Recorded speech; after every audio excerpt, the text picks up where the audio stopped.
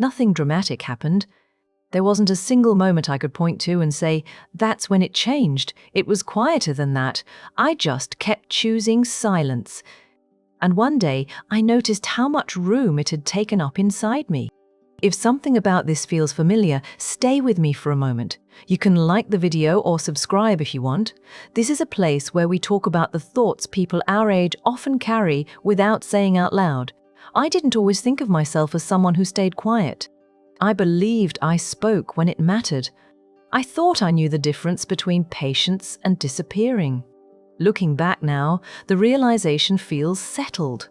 Not sharp, not angry, just clear in a way I didn't have words for then. At the time, my life looked fine, nothing anyone would worry about. I woke up each morning and made my coffee the same way I always had. I moved through my house carefully, mindful of routines, mindful of moods, mindful of not disturbing what already felt fragile. I told myself, quiet meant maturity, that choosing not to speak was wisdom, that at my age, you learn which things aren't worth explaining anymore. Sometimes silence felt considerate, sometimes it felt easier than finding the right words, sometimes it felt like proof that I was being understanding.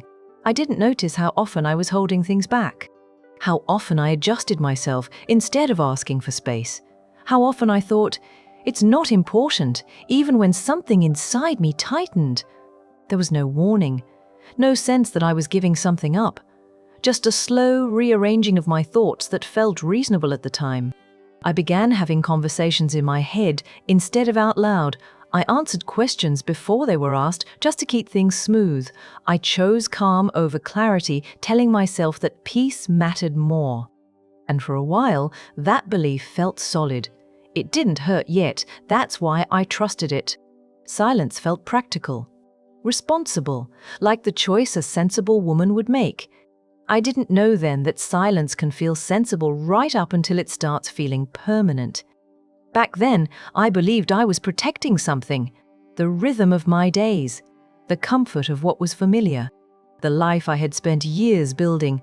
I didn't recognize it at the time, it didn't feel important enough to remember. Now, when I sit with it honestly, I can see that this was the moment something shifted inside me, quietly and without asking permission. After that, nothing in my life changed in a way anyone else would have noticed. That's what makes this part hard to explain. From the outside, everything still looked steady. My days followed familiar patterns. I woke up around the same time each morning. I stood in the kitchen, waiting for the kettle, watching the light shift through the window the way it always had. I folded laundry. I paid bills. I answered phone calls. I did the things I'd been doing for years. There was comfort in the routine. It gave me something to lean on. When you reach a certain age, routine can feel like proof that you're doing all right, that you've built something that holds. I told myself I was lucky. Nothing was falling apart. No one was yelling. No doors were being slammed. There were no obvious problems to solve. Still, small things began to feel different, though I didn't name them that way at first. I noticed I paused before speaking more often. Just a second longer than I used to, long enough to measure my words, long enough to decide whether something was worth saying. Sometimes I chose not to bring things up because I didn't want to seem difficult. Sometimes because I didn't want to explain myself. Sometimes because it felt easier to let a moment pass than to risk making it awkward. I told myself this was part of being considerate, part of being grown, part of understanding that not every thought needs to be spoken. When plans were made, I went along with them. When opinions were shared, I listened. When something didn't sit right with me, I adjusted quietly and moved on. None of it felt like sacrifice. It felt like cooperation. There were moments when I noticed a small tightness in my chest, a brief sense of hesitation before agreeing to something I didn't fully want. But the feeling passed quickly, and I didn't give it much attention. I had learned over the years how to smooth things over, how to keep the air calm, how to read a room and respond in a way that didn't cause friction. That skill had served me well for a long time. It still felt useful, responsible. I started saying, "It's fine," more often than I meant it. I said it lightly without bitterness, as if the words themselves could make it true. I laughed at things that didn't quite land. I nodded through conversations that moved past me. I told myself I was just tired, that everyone feels this way sometimes. When I caught my reflection in the mirror, nothing looked different. Same face, same posture, same familiar lines that came with time. But I noticed I was quieter in my own house, not withdrawn, just careful. I kept the peace by anticipating needs before they were spoken, by filling gaps before they turned into questions, by making sure things ran smoothly.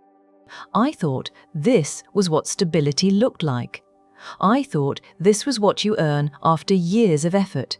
There was nothing I could point to and say, this is wrong. Only a gentle sense that I was moving around my own life instead of standing fully inside it. At the time, I told myself that was normal, that this was just how things settle. That comfort doesn't always feel loud. I didn't see it as a warning, I saw it as adjustment. When something felt off, I didn't question it right away. I questioned myself. I asked whether I was being too sensitive, whether I was reading into things that didn't matter, whether this was just what happens when you've lived long enough to know better than to expect too much. It felt easier to turn the doubt inward than to speak it out loud. I reminded myself of all the reasons I should be grateful. I told myself that other people had it harder, that nothing in my life was bad enough to justify discomfort. So, I stayed quiet. When I felt overlooked, I told myself I hadn't spoken clearly. When my needs went unnoticed, I assumed I hadn't made them obvious enough. When something hurt, I wondered if I was holding on to it longer than I should. I became skilled at finding explanations that didn't require anyone else to change.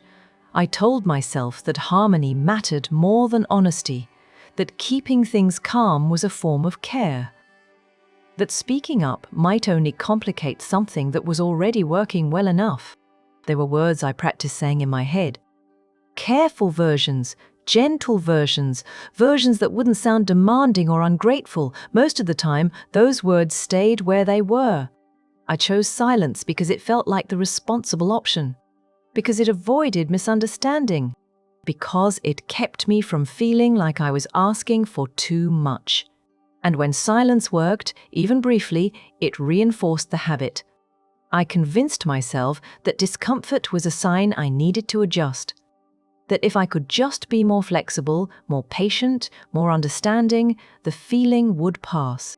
I didn't think of this as self-erasure. I thought of it as self-control. There were moments when I noticed a faint resentment rise up, surprising me. I didn't like that feeling. It didn't fit with the person I believed myself to be, so I pushed it down and labeled it unkind, unnecessary. Something better left unexamined. I told myself I was choosing peace, that this was what maturity looked like, that not every thought deserved air. I also told myself that if something truly mattered, I would feel it more strongly, that I wouldn't hesitate so much. That clarity would announce itself. Since it didn't, I assumed the problem was me. Over time, silence stopped feeling like a decision. It became a reflex, a pause. I didn't think about anymore. I learned how to smile through moments that left me unsure, how to move on quickly, how to reassure others while quietly unsettling myself. I didn't feel wronged. I felt uncertain, and uncertainty, I told myself, was not something worth making noise about. So I stayed quiet. The moment itself was small. That's what stays with me now. No argument, no raised voices, no sharp words that lingered afterward. I was standing in the kitchen doing something ordinary I've done 1,000 times before. The radio was on low. The house felt settled, almost still. Someone spoke to me from the other room. Not unkindly, not sharply, just casually, the way you speak when you assume the answer before the question is finished. I opened my mouth to respond, and then I didn't. The pause wasn't dramatic, no one noticed it, but I felt it. I realized I already knew what was expected of me, not because it had been said, but because I had learned it over time. through small corrections, through unspoken preferences, through the way silence had slowly trained me. So, I gave the answer that fit, the one that kept things moving, the one that required the least explanation. As I said it, I felt something settle in my chest. Not pain exactly, more like recognition. It surprised me how familiar that feeling was. I stood there for a moment after, holding the edge of the counter, listening to the hum of the refrigerator. I noticed how natural it had become to step aside from my first response, how quickly I replaced it with something easier. That's when it occurred to me that I wasn't choosing silence anymore. Silence was choosing for me. I thought about how often I had done this without realizing it. How many small moments had passed this way, moments that didn't seem important enough to remember, moments that added up quietly. Nothing in my life had asked me directly to disappear. That's what made the realization land so slowly. I had been present, helpful, reliable, and yet I felt slightly removed from myself, like I was watching my own life from a careful distance. I remembered how I used to answer questions without rehearsing, how I used to speak and then adjust instead of adjusting before I spoke. I hadn't lost that part of myself all at once. I had just stopped reaching for it. Standing there, I didn't feel angry. I didn't feel betrayed. I felt aware in a new way. It was the first time I considered that my silence wasn't just about keeping the peace, it was also about avoiding the risk of being misunderstood, or worse, being inconvenient. I saw how I had made myself easy to live with, how I had learned to smooth my edges without being asked, how often I told myself this was kindness when it was also a quiet form of withdrawal. The realization didn't demand action. It didn't tell me what to do next. It simply stayed with me.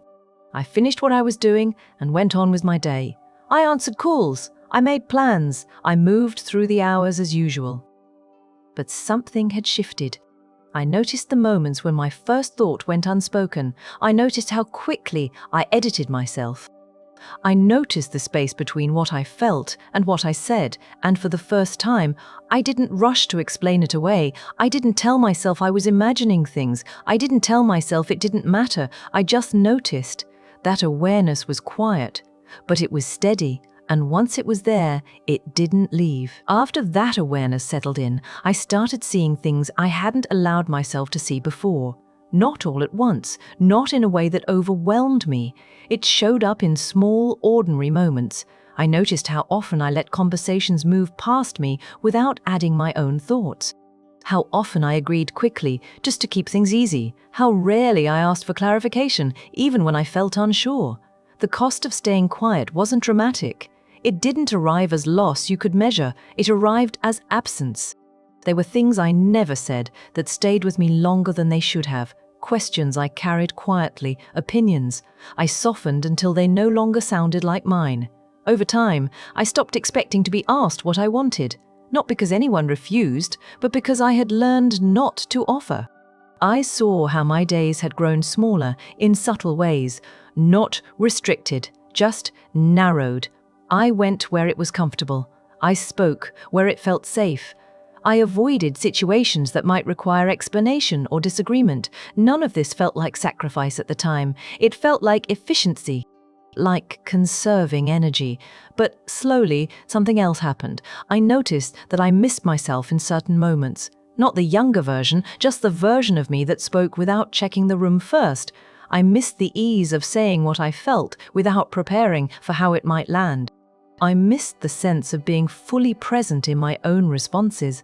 There were conversations where I nodded along, only to realize later that I hadn't really been there. I had been listening carefully, yes, but I hadn't been included. Not because I was excluded, because I had quietly stepped back. The cost showed up in my body too, though I didn't connect it right away. A tightness I couldn't explain, a tiredness that rest didn't fully touch. I told myself it was age, that things change, that energy shifts. But there was a difference between slowing down and shrinking. I began to sense that distinction more clearly. I thought about all the times I chose not to say something because it didn't feel important enough. How those choices added up. How often my inner life stayed unshared. I hadn't lost relationships, I hadn't lost stability, I hadn't lost safety. What I had lost was harder to name. A certain ease with myself, a sense of being accounted for. I realized that staying quiet had taught others how to move around me, not unkindly, just efficiently. I became someone whose agreement was assumed, whose flexibility was relied on, whose silence made things simpler. And while that made life smoother for everyone else, it made my own experience thinner. There were moments when I felt a quiet sadness and didn't know where to place it. It didn't belong to any one event. It didn't have a clear source. It was the accumulation of things not said, of feelings not fully acknowledged, of choices made automatically. I didn't feel angry about it. I felt reflective. I could see now that silence had a cost, even when it was chosen with good intentions. It didn't take something away suddenly. It took a little at a time. And because it happened slowly, I almost missed it entirely. The change didn't come as a decision.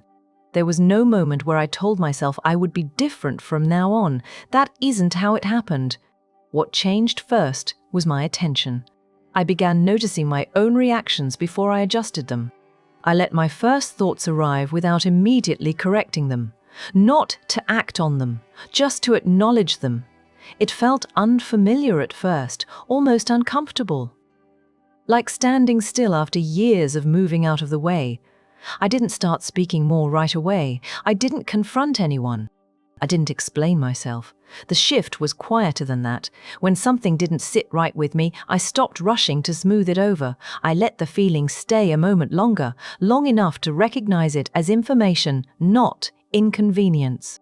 I paid attention to how often I had been minimizing myself in the name of calm. How quickly I used phrases that softened my presence. How easily I made myself smaller without being asked. Instead of correcting that behavior immediately, I observed it, without judgment, without urgency. There was dignity in that pause. I began choosing when to respond instead of responding automatically. Sometimes that meant speaking, sometimes it meant saying nothing, but with awareness instead of habit. The difference mattered. I noticed that when I honored my own internal response, even quietly, I felt more grounded, less scattered, less invisible to myself. I didn't need anyone else to validate it. The recognition itself was stabilizing. In small ways, I let myself take up the space I was already in. I didn't rush my answers. I didn't apologize for thinking. If I wasn't ready to respond, I allowed that to be true. This wasn't about reclaiming a voice in a dramatic way. It was about respecting the one I already had. I stopped measuring my worth by how easy I was to live with. I stopped equating silence with maturity. That didn't mean I became difficult. It meant I became more present. I noticed how my body responded to this shift. A little less tension. A steadier breath. Nothing around me changed noticeably. The world didn't react. Life continued as it had before, but my experience of it felt more solid. I realized that dignity doesn't announce itself, it shows up as quiet alignment. I didn't need to justify my thoughts before having them. I didn't need to make everything easier for everyone else at my own expense. This awareness didn't turn me outward. It turned me back toward myself.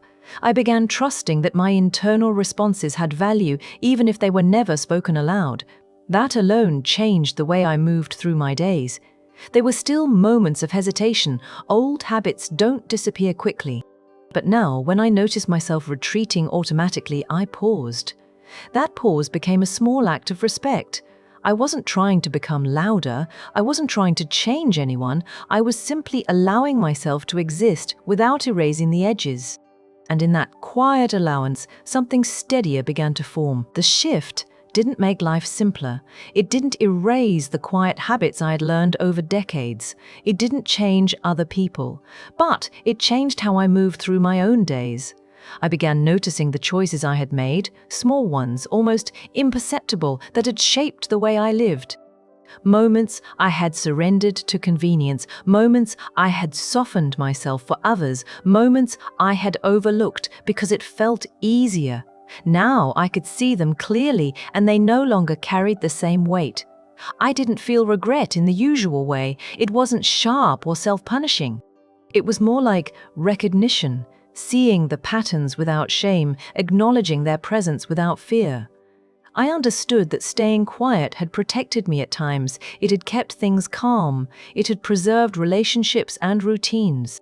And yet, it had also carved out a space where I sometimes felt absent from myself. I thought about the way I had learned to anticipate others before tending to my own needs. How easily I had become someone whose presence was quiet, whose wants were soft-spoken, whose thoughts were measured. How long it had taken to notice that living like that for too long leaves you smaller than you realize. I realized that dignity isn't about raising your voice. It isn't about confrontation. It isn't about proving anything. It is about noticing yourself and allowing the recognition of your own existence to guide small, steady choices. Now, when I pause before speaking or remain silent, it is not automatic, it is considered, it is intentional, it is mine. I can see the edges of my own life, the parts I had smoothed over for others, and I can choose which ones to honor, which ones to hold softly but firmly in place. Some habits remain. Old patterns do not vanish overnight, but there is a difference between reflex and awareness. And awareness brings a quiet sense of control, even without changing anyone else. I am learning to let myself occupy my own space fully, to allow my feelings to exist without immediately translating them into convenience or compromise, to recognize when I have been bending too far, shrinking in subtle ways, and to gently adjust. I have noticed the beauty in observing my own rhythms, the way my thoughts settle without needing permission, the way my presence can exist quietly but fully in the room, the sense that I am here even if no one else comments on it. I do not feel the need to explain this change. I do not feel the need to claim it as progress. I simply feel it. A subtle but steady shift toward living with my own awareness intact. If stories like this feel familiar to you, stay with me. You can like the video and subscribe if you want. We talk about the things people our age rarely say out loud. There is value in noticing yourself. There is dignity in giving weight to your own experience, even in silence. I didn't need anyone to tell me when to speak or when to hold back. I didn't need applause, approval, or recognition. All I needed was to pay attention to myself. And now, when I do, I am quietly present. I am here. And that is enough.